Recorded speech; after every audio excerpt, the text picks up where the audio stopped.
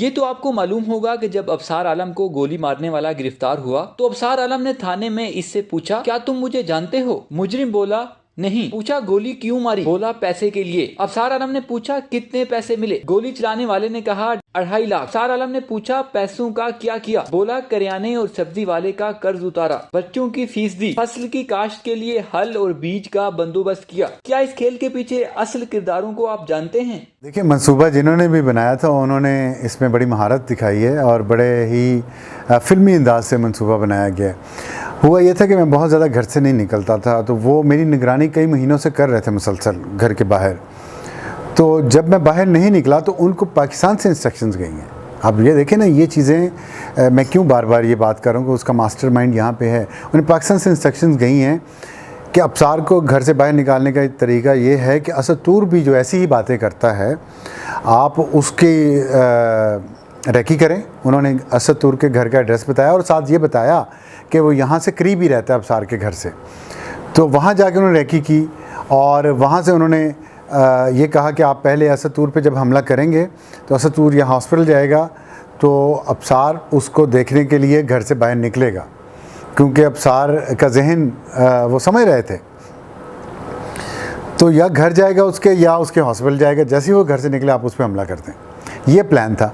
हुआ ये कि इस दौरान रमज़ान आ गया, मैं रमज़ान में वॉक लाजमी करता हूँ, तो मैंने वॉक शुरू कर दी दोबारा। तो घर में मैं रहता हूँ तो मैं फ़ोन अपना ऑफ़ रखता हूँ, अक्सर वाईफाई पे कनेक्टेड होता हूँ। तो घर से निकलता हूँ तो मैं फ़ोन ऑन करता हूँ।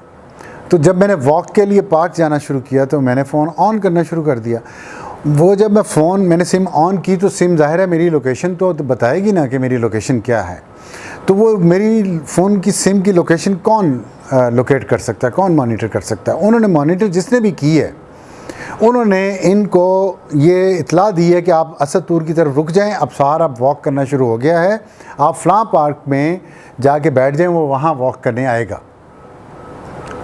अब आप ये सोचें कि ये कितनी सनसनीखेज़ बात है। बहरहाल मैं 3 दिन वॉक करने नहीं गया। वो 3 दिन उस पार्क में आके बैठे रहे और ये बातें उनके सिर्फ इतराफ़ी बयान में नहीं हैं। पुलिस ने इतनी बेहतरीन इन्वेस्टिगेशन की है कि उनकी जो लोकेशन है फ़ोन की और जियो फेंसिंग जो हुई है मेरे केस में, उसमें ये सारी बातें साबित हुई हैं कि वो 3 दिन मेरे घर के सामने वाले पार्क में आके बैठे रहे हैं इस इंतज़ार में कि मैं बाहर निकलूँ और मुझ पर हमला करें। मैं नहीं गया। वो चौथे दिन फिर आए और चौथे दिन मैं वॉक करने गया हूँ। ये भी जियो फेंसिंग में और कॉल लॉग में और फ़ोन लोकेशन में आ गई है ये बात भी। जब मैं बाहर निकला हूँ तो उन्होंने जो शूटर था उसको बुलाया कि टारगेट आ गया है, तुम पहुँचो। और वो पहुँचा है और वो पार्क में एंटर हुआ तो मैंने उसे देखा भी था, क्योंकि उसने मुंह पे मास्क पहना हुआ था और पार्क में मास्क लोग अक्सर नहीं पहनते। उस वक्त कोविड का चल रहा था। तो मैंने उसको तरफ देखा और उसने मेरी तरफ देखा। मुझे इस पर शक हुआ। मैंने कहा ये शायद ये क्यों ऐसे मेरी तरफ देख रहा है। बहरहाल मैंने कुछ नहीं कहा, उसने मुझे कुछ नहीं कहा। मैं 2 दफ़ा उसके पास से गुजरा हूँ और दोनों दफ़ा उसने मुझे देखा और मैंने उसे देखा। तो मुझे शक हो गया कि ये मुझे देख रहा है तो कोई ये, लेकिन मैं ये समझा कि ये मेरी निगरानी कर रहा है। तो मुझे ये शक नहीं था कि ये मुझे गोली मारेगा।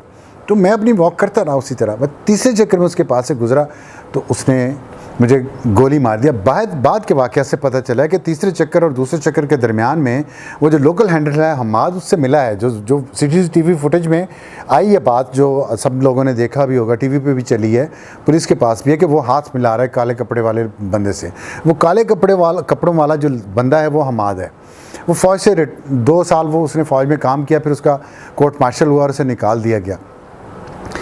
उसने उससे कंफर्म किया कि हाँ यही बंदा है, इसी को तुमने गोली मारनी है। तो उसके बाद जब मैं तीसरे चक्कर में उसके पास से गुजरा, उसने मुझे गोली मारी और वो भाग गया। तो ये सारी स्टोरी है। और उसके बाद वो शेखुपुरा में पुलिस ने उन्हें किसी और जुर्म में उन्हें पकड़ा। ड्रग्स का था केस और कुछ चोरी डाकों में भी वो मुलव्वस थे। उस पे पुलिस वालों ने जब उनसे तफ्तीश की है तो उनमें से एक जो कमज़ोर शख्स था उसके मुंह से ये निकला कि, और पुलिस ने पूछा आपने और क्या क्या वारदातें की हुई हैं, तो उस कमज़ोर शख्स ने ये कहा कि हमने इस्लामाबाद में एक बंदे को गोली भी मारी थी। उस पर पुलिस वालों ने जब ज़्यादा उससे पूछा तो ज़ाहिर है उन्हें अंदाज़ा था, ये ख़बर इतनी उस वक्त फैली हुई थी, तो सबको पता था कि पैमरा के साबिक चेयरमैन को अब्सार आलम सहाफ़ी जो है उसको गोली मारी गई है। तो इस तरह पुलिस उस पर पहुंची और फिर दूसरे लोगों से भी उन्होंने जब इन्वेस्टिगेशन की तो सारे ही बयानात मिलाए और फिर phone data, phone call record, सब चीज़ें जब ये हुई हैं, मनी ट्रेल जब उन्होंने देखी है तो उन्हें कंफर्म हो गया कि ये अब्सार आलम पे इन्होंने हमला किया। फिर वो उन्होंने इस्लामाबाद पुलिस को भेजा, इस्लामाबाद पुलिस ने उससे आगे तहकीक की है, तो बात अब यहाँ तक पहुँची है। ये हमला हुआ था मुझ पर पिछले साल रमज़ान के दिनों में और एक बंदा फायर करके भाग गया था। उसके बाद पुलिस उसको इन्वेस्टिगेट करती रही और कुछ अर्सा पहले फरवरी में ये लोग पकड़े गए हैं शेखपुरा से किसी और वारदात में। इत्तफाकिया है ये लोग गिरफ़्तार हुए हैं, अल्लाह की तरफ से कोई मदद आई है, वरना तो ज़ाहिर है हमारी पुलिस जो है वो इस बारे में कुछ नहीं कर सकी थी। मैं कहीं नहीं गया, मैं सिर्फ नेशनल असम्बली की स्टैंडिंग कमेटी में ये मामला उन्होंने ख़ुद ही टेकअप किया था, उन्होंने बुलाया था और मैं गया हूँ। लेकिन ज़ाहिर है इस पर इसके बाद कुछ हो नहीं सका। उन्होंने 3-4 दफ़ा बुलाया है, पुलिस को भी बुलाया इस्लामाबाद की, लेकिन उसके बाद भी दूसरे जो इदारे थे, नादरा है या FIA के लोग हैं, जियो फेंसिंग के लिए किसी ने कोई इन्फॉर्मेशन नहीं दी, टोटल खामोशी थी।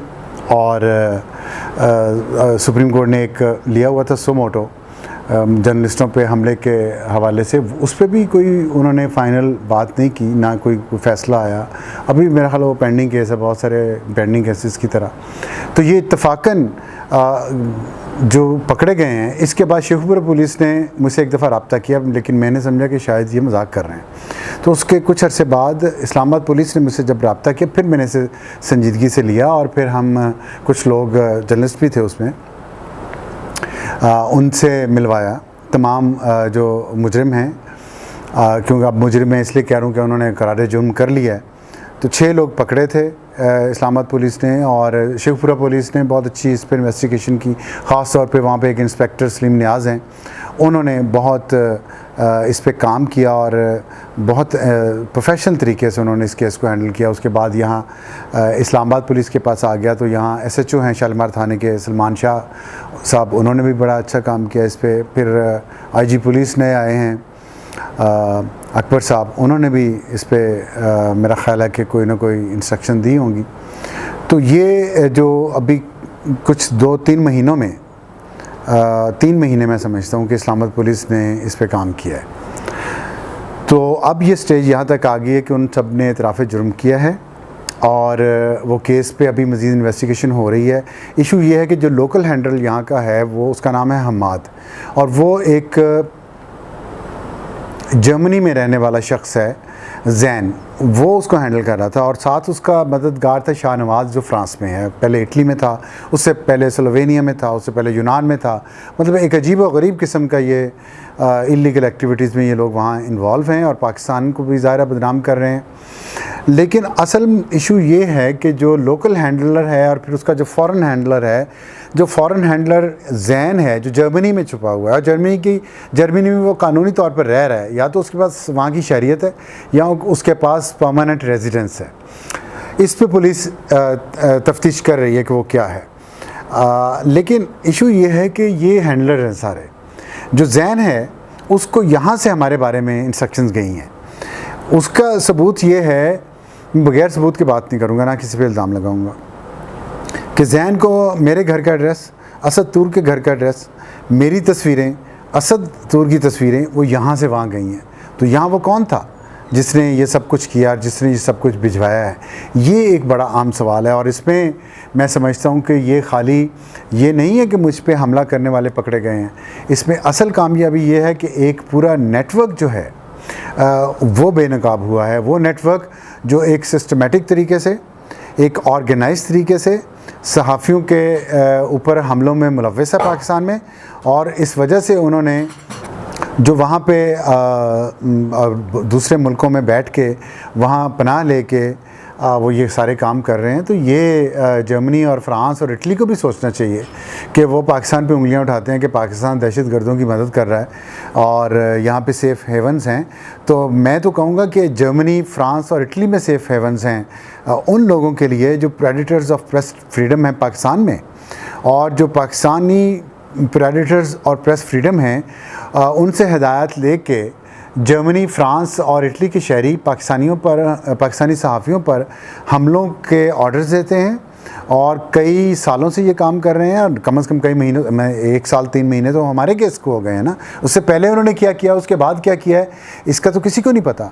तो क्या कर रही है यूरोपियन यूनियन और ये यूरोपियन कंट्रीज़ जो अपने आप को तरक्की याफ्ता कहते हैं, अपने आप को वो आज़ादी अज़हार राय का और बुनियादी इंसानी हकूक़ का चैम्पियंस कहते हैं, क्या उनकी ज़िम्मेदारी नहीं है कि वो इस मामले को देखें? एक तो ये चीज़ है। दूसरी चीज़ ये है कि जो पाकिस्तान का मीडिया है, मुझे उससे भी ये बात करनी है और शिकवा कह लें, क्योंकि मेरा मीडिया से 25 साल का ताल्लुक़ है और इतना बड़ा ये वाक़या हुआ और उस पर ये पहली दफ़ा है पाकिस्तान की तारीख़ में कि ना सिर्फ हमला करने वाला एक हाथ जो है वो नहीं सिर्फ पकड़ा गया, उसके पीछे पूरा नेटवर्क बेनकाब हुआ और वो पकड़ा भी गया। लेकिन पाकिस्तानी मीडिया इस पर ख़ामोश है। पाकिस्तानी मीडिया को जवाब देना चाहिए कि वो क्यों खामोश है। क्या उसको कहा गया है कि आप खामोश रहें, आप इतने बड़े इशू पे बात ना करें? आप देखें पाकिस्तानी मीडिया हर बात पे वो ब्रेकिंग न्यूज़ चलाते हैं, हर बात पे वो प्रोपेगेंडा करते हैं, हर बात पे इतनी लंबी लंबी ट्रांसमिशंस करते हैं।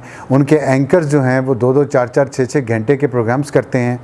लेकिन इतने बड़े इशू पे जो पाकिस्तानी मीडिया का है, मैंने कल भी किसी से कहा है, मैंने कहा मैं तो अपनी ज़िंदगी गुजार चुका हूँ, मैंने जो मीडिया में मेरे जो बेहतरीन दिन थे मैं तो वो गुजार चुका हूँ। इस केस का मुझे तो कोई फ़ायदा नहीं होना, इस केस में कामयाबी का मेरी तरफ से। ये लोग जो हैं, मैं तो हो सकता है किसी वक्त इन फायरिंग करने वालों को माफ़ भी कर दूं, लेकिन मैं उन लोगों को तो माफ़ नहीं करूंगा जो इसके मास्टरमाइंड हैं, जिन्होंने ये सारी प्लानिंग की, जिन्होंने इन लोगों को पैसे भिजवाए यहाँ से पाकिस्तान से और जिन्होंने ये सारा बंदोबस्त किया। तो इसलिए नहीं करूँगा कि ये जो पाकिस्तानी मीडिया पर कई दहाइयों से जो जुल्म हो रहा है, इस तरह खुफिया हाथ नामालूम अफराद जो हमला करते हैं, अगवा करते हैं, तशद्दुद करते हैं, कातलाना हमले करते हैं और फिर वो गायब हो जाते हैं, वो कभी पकड़े नहीं गए। तो अब अगर पकड़े गए हैं तो कि यह पाकिस्तानी मीडिया की, पाकिस्तान के सहाफ़ियों की, PFUJ की, नेशनल प्रेस क्लब की, दूसरे कराची यूनियन ऑफ जर्नलिस्ट की, लाहौर प्रेस क्लब की, पंजाब यूनियन ऑफ जर्नलिस्ट की, क्या उनकी ये कलेक्टिव ज़िम्मेदारी नहीं है कि इस पर इस बात पर वो आवाज़ उठाएँ, वो हुकूमत को कहें कि इसको मंतकी अंजाम तक पहुंचाया जाए, रेड वारंट जारी किए जाएं उस बंदे के जो जर्मनी में छुपा हुआ है जैन, और जो फ्रांस में शाहनवाज बैठा हुआ है। क्या ये PFUJ की ज़िम्मेदारी नहीं है? PFUJ किस लिए है फिर मुझे बता दें। नेशनल प्रेस क्लब आप देखें किस किस इशू पे उन्होंने यहाँ पे मुजाहरे किए हैं और एहतजाज किया है और डिमांड्स की हैं, इस पर क्यों नहीं वो बोल रहा है? ये मेरा इशू नहीं, आप इसको छोड़ देंगे, अबसार का इशू है या सतूर का इशू है। क्या ये सहाफ़ियों पर हमला करने वाला एक नेटवर्क बेनकाब हुआ है? क्या इस पे ज़िम्मेदारी नहीं है सहाफ़ियों की और एंकर पर्सनस की कि इस इशू आप देखें पाकिस्तानी TV चैनल्स ने और अखबारात ने इस इशू को ब्लैकआउट किया है, सिवाय उस अखबार में जिसके रिपोर्टर ने उमर चीमा ने यह खबर दी है। उसके अलावा आप बताएं किस अखबार में ये खबर आई है, किस TV चैनल ने इसको ब्रेकिंग न्यूज़ के तौर पे चलाया है या इसके मुख्तलिफ एंगल्स पे इस पर प्रोग्राम्स किए हैं या न्यूज़ पैकेजेस बनाए हैं? कुछ नहीं किया, सब खामोश हो चुके हैं। इसका मतलब है कोई पीछे से डोरियां हिला रहा है या फिर पाकिस्तानी मीडिया में इस बात पे कोई दिलचस्पी नहीं है कि उनके ऊपर हमला होता है या उनकी आज़ादी इज़हार राय को अगर उसको यूज़र्प करने के लिए कोशिशें होती हैं तो उन्हें इसकी परवाह नहीं है, या तो फिर वो कह दें। तो मेरा ये उनसे शिकवा है, शिकायत है, अपील है, दरख्वास्त है कि इसको अपने इशू के तौर पे लें, मेरे इशू के तौर पे ना लें।